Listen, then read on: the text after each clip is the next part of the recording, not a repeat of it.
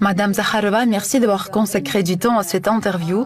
Les dernières déclarations du président français Emmanuel Macron sont terrifiantes.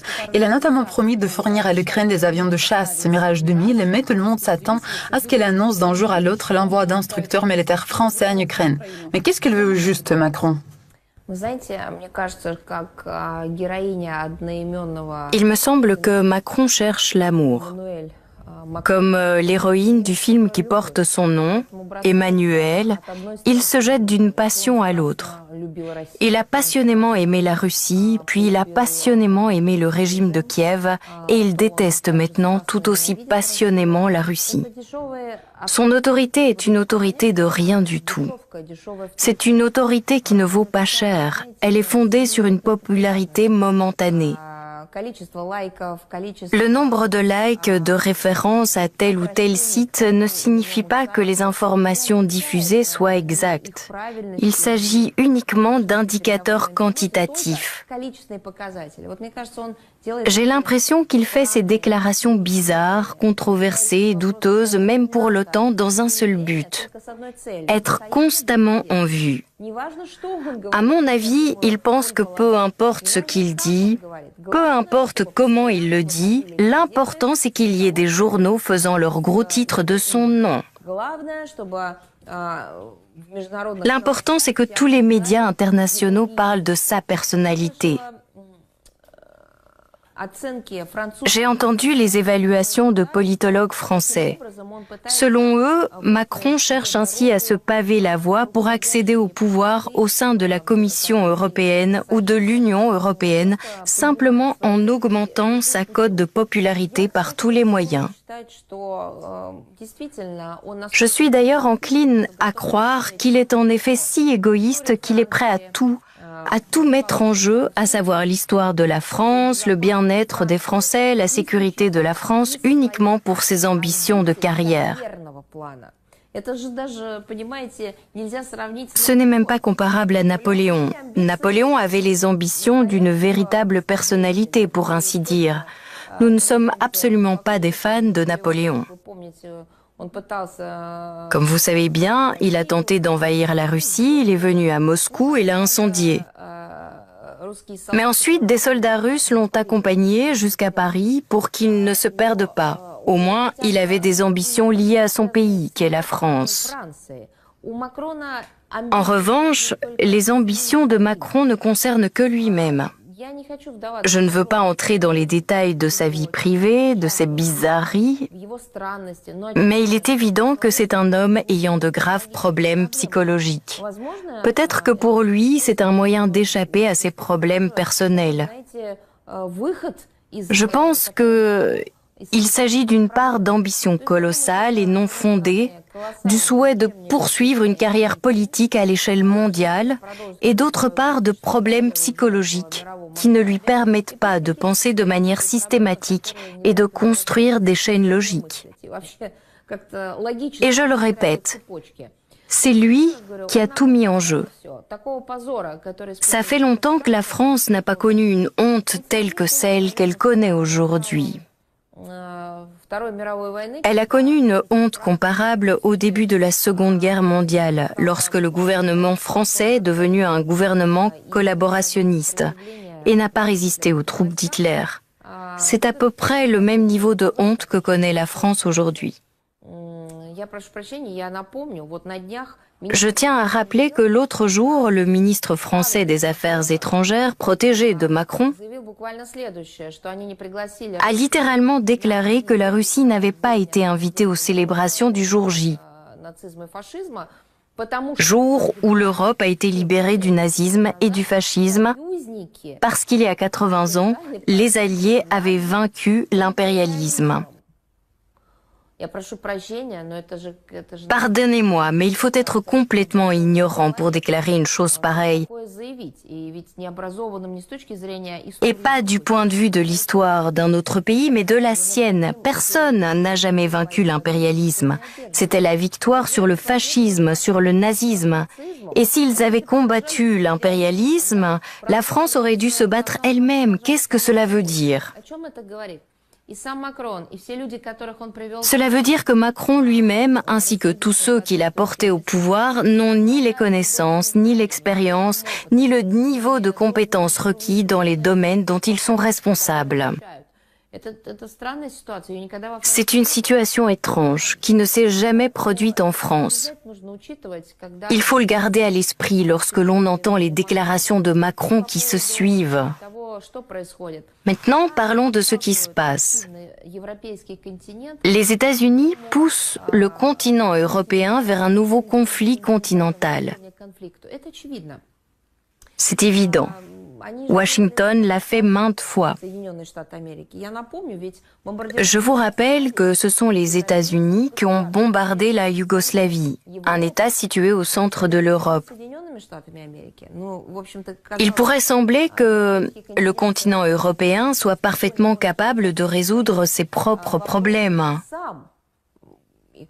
Les plus grandes armées, une histoire riche et d'énormes capacités financières. Mais non. C'est Washington qui a constamment pris des décisions pour l'Europe occidentale et a essayé de faire la même chose avec la Russie. Cependant, la Russie a clairement indiqué qu'elle n'était pas satisfaite de cette approche.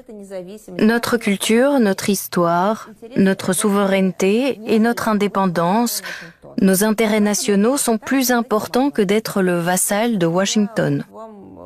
L'Europe occidentale ne pouvait pas en déclarer autant, compte tenu du fait que la France, sous Macron, à notre regret, est devenue absolument dépendante des forces politiques de Washington.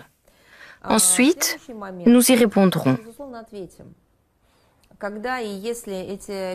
Quand et si ces décisions exprimées par Macron sont mises en œuvre, la France essuiera malheureusement une réponse russe. Et dans ce cas-là, les Français devront s'adresser à leur président et se rappeler que nous ne voulions pas d'une telle évolution. Je voudrais maintenant parler de nos partenaires de l'Afrique. Sergueï Lavrov vient de rentrer d'une tournée dans ce continent. C'est sa 6e tournée en 2 ans. Comment le ministère russe des Affaires étrangères évalue-t-il les relations actuelles de la Russie avec l'Afrique, étant donné qu'il y a beaucoup d'invités africains au Forum économique et qu'hier, le président du Zimbabwe était sur la scène aux côtés de Vladimir Poutine? L'Afrique pour nous, ce n'est pas la conjoncture du moment. Ce n'est pas le besoin passager de remplacer un partenaire par un autre. Nos relations avec l'Afrique sont anciennes. Peu de gens le savent, mais l'Union soviétique a été la force motrice qui a aidé des dizaines de pays africains à accéder à l'indépendance. Il ne s'agit pas uniquement de pays africains, mais aussi de pays asiatiques qui étaient des colonies ou des semi-colonies de l'Occident. C'est notre pays qui a joué le rôle clé dans le processus de décolonisation. Et d'ailleurs, cela s'est produit précisément après la Seconde Guerre mondiale, pour nous la Grande Guerre patriotique. Et je pense qu'il est juste de dire que l'Union soviétique, ayant acquis un énorme capital politique après avoir vaincu le nazisme et le fascisme, le capital politique, c'est le droit de parler en son propre nom et le droit de définir l'agenda international. Il ne faut pas oublier le sacrifice que notre pays a accompli et la façon dont il a libéré le monde de la peste brune. L'Union soviétique n'a pas investi ce même capital politique pour dominer dans le monde entier ou pour mettre en œuvre le concept d'exclusivité dont les pays occidentaux sont aujourd'hui malades. Après la victoire sur le nazisme, l'Union soviétique a investi son capital politique dans la justice et dans la libération du continent africain. On s'est appuyé sur notre pays. Notre pays avait les capacités d'influencer le cours des événements. Et au lieu d'en tirer parti, de réorienter les matières premières de l'Afrique vers l'Union soviétique, de coloniser de nouveau ce continent, cette influence a été utilisée pour leur libération, pour leur donner la possibilité de vivre une vie décente, de parcourir un chemin difficile. Nombreux sont ceux qui le parcourent toujours. Le président du Zimbabwe s'est exprimé très franchement à ce sujet hier lors du forum. Vous l'avez remarqué? Très franchement, sans grand discours, en termes simples, avec des exemples simples. Jamais ils n'échangeront leur liberté contre une vie peut-être en rose et plus prospère, mais sous l'oppression de quelqu'un d'autre. Tout simplement parce qu'ils connaissent le prix de cette victoire, le prix de la lutte pour l'indépendance et pour être considérés comme un être humain et vivre une vie digne. Par conséquent, nos relations ne sont pas uniquement fondées sur des besoins momentanés. Ces relations ont une histoire extraordinaire. L'Afrique le sait et s'en souvient. Elle ne cesse de nous en parler, elle nous remercie. Lors de la tournée africaine de Sergueï Lavrov, plusieurs pays africains nous ont exprimé des mots d'espoir liés au rôle actuel de la Russie sur la scène internationale. D'ailleurs, les pays africains, contrairement aux pays européens, sont conscients qu'aujourd'hui, le monde connaît des changements. Et les systèmes précédents, bipolaires ou avec le diktat des pays du milliard d'or ou de la mentalité colonialiste, n'existeront plus.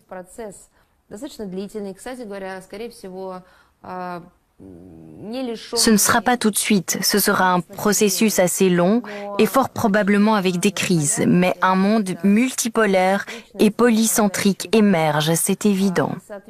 Par conséquent, beaucoup comptent sur la Russie, en espérant que le monde puisse réellement s'engager sur la voie d'une plus grande justice. Le monde ne sera jamais juste, nous en sommes tous conscients, mais nous devons avoir en tant que guide la justice et non la déshumanisation, la dictature, la domination, le néocolonialisme, le racisme et la discrimination. Passons aux relations avec l'Afrique. Nous développons des relations bilatérales avec chaque pays africain dans les domaines économiques, commercial, financier, humanitaire, etc. Nous répondons à leurs demandes d'assistance, par exemple dans la lutte contre le terrorisme. Comme vous le savez, les Français, hélas, ont abandonné de nombreux pays après avoir échoué à garantir leur sécurité alors qu'ils avaient promis de le faire. Il s'agit également de demandes d'aide financière. La sécurité alimentaire pour de nombreux pays d'Afrique, ce n'est pas seulement 2 mots dans le texte d'une résolution de l'Assemblée générale. C'est une réalité quotidienne, dont meurent des enfants. Nous aidons et vous êtes probablement au courant de l'aide que nous avons apportée. Le président Poutine l'avait annoncé au Forum de Saint-Pétersbourg l'an dernier en s'adressant aux représentants du continent africain. C'était le 2e sommet Russie-Afrique. C'est pourquoi nos relations bilatérales se développent ainsi que nos relations avec les associations régionales des pays africains. Sur les plateformes internationales, nous avons un bon dialogue, un bel avenir, un avenir prometteur nous attend. Petite question concernant l'économie. Hier, Vladimir Poutine a déclaré, et la salle a applaudi, que la Russie occupait désormais la 4e place en termes de parité de pouvoir d'achat, dévançant l'Allemagne et le Japon. Les experts affirment que c'est grâce aux sanctions que l'économie russe s'est renforcée. La Russie aurait-elle gagné la guerre des sanctions déclenchée par l'Occident? Merci d'avoir choisi l'expression « guerre des sanctions », parce que beaucoup utilisent l'expression « sanctions illégitimes ». C'est joli, mais ça manque de caractère dramatique. La guerre des sanctions, oui. Je dirais aussi une guerre commerciale, car les sanctions ne sont pas imposées pour être imposées, mais pour modifier de manière illégitime et illégale les formes et les modes de relations économiques, l'équilibre d'intérêts et de forces, les routes logistiques existantes, etc. C'est pour ça que des sanctions sont imposées. Donc c'est vraiment une guerre commerciale. Étant donné qu'environ 20 000 sanctions ont été imposées à notre encontre, pensez-y, 20 000. Alors bien sûr, je suis tout à fait d'accord avec la définition guerre commerciale, qui fait partie de la guerre hybride déjà importante de l'Occident contre notre pays. La Russie aurait-elle gagné ou non? Nous avons résisté. Nous nous sommes réorientés aussi rapidement que possible, à mon avis. Nous avons tout fait pour que non seulement nous, mais aussi la communauté internationale, avec nous d'ailleurs, subissions un minimum de dommages et de dépenses. Car la Russie est un acteur responsable, un partenaire responsable, un membre responsable de la communauté internationale. C'est pourquoi nous pensons non seulement à nos intérêts, mais aussi aux intérêts de ceux qui sont comme nous, des membres et des acteurs responsables et épris de paix de la communauté internationale. La Russie aurait-elle gagné ou non? Ce n'est pas une question d'un jour, d'une réaction particulière, mais d'un processus. L'Occident a essayé de contrôler la Russie pendant des siècles. Il a essayé de s'emparer de nos ressources ou du moins de les contrôler. Il a essayé de faire en sorte que la Russie ne suive pas sa propre voie, de la détourner complètement de son chemin. Il a recouru à de divers moyens. Guerre, destruction physique, menaces de force, pression économique, ingérence dans les affaires intérieures. Et ils ont tout essayé. C'est malheureusement la réalité, et nous la comprenons très bien. Et le fait que nous avons tenu bon, et que nos indicateurs économiques sont mieux que ceux qui ont lancé une guerre économique contre nous, ne veut pas dire que la partie est finie. Ce n'est pas fini, nous le comprenons parfaitement. Nous avançons. Nous comprenons vraiment que l'Union européenne et l'Occident ne peuvent être considérés comme des partenaires fiables. Non seulement envers la Russie, mais aussi envers les autres pays. Ils ont perdu le droit de se qualifier de partenaires fiables. Ce sont des voleurs, des tricheurs, des menteurs, des hypocrites. Ils se sont dégradés, d'après ce que nous voyons.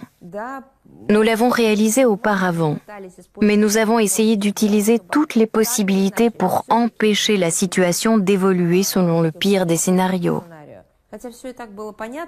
Même si tout était déjà clair, nous avons tout fait pour leur montrer des opportunités, des perspectives au lieu de leur attitude traditionnelle de propagation du chaos, d'ingérence dans les affaires intérieures et de pseudo-domination. C'est le cas des États-Unis et de la Grande-Bretagne qui ne sont des partenaires fiables pour personne. Regardez ce qu'ils ont fait à Israël aujourd'hui. Les États-Unis ont promis à Israël que tout irait bien s'il renonçait à un règlement juridique international de la situation autour de la Palestine et suivait la voie américaine. Et voilà, Israël a suivi la voie américaine. Je vous rappelle également que le sénateur américain McCain a dit qu'Israël représentait la seule démocratie au Moyen-Orient. Regardez ce qui est arrivé à la seule démocratie. McCain décrivait la réalité. Il s'agit vraiment du seul pays du Moyen-Orient qui a pleinement mis en œuvre le modèle de la démocratie libérale en abandonnant ses formes originelles et traditionnelles d'organisation sociale. Bien sûr, les traditions, les religions, les valeurs sont restées quelque part, mais pas en tant que structure politique interne dominante.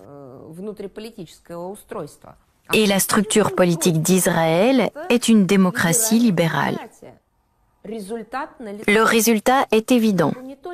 Il se manifeste non seulement dans les relations entre Israël et la Palestine et les Palestiniens. Il se manifeste tout d'abord dans la fragmentation interne importante d'Israël. Un peuple uni très étroitement par la religion, par un passé historique tragique commun, se déteste aujourd'hui plus qu'il n'était détesté par les pays et les peuples qui étaient en conflit avec lui aujourd'hui ou auparavant.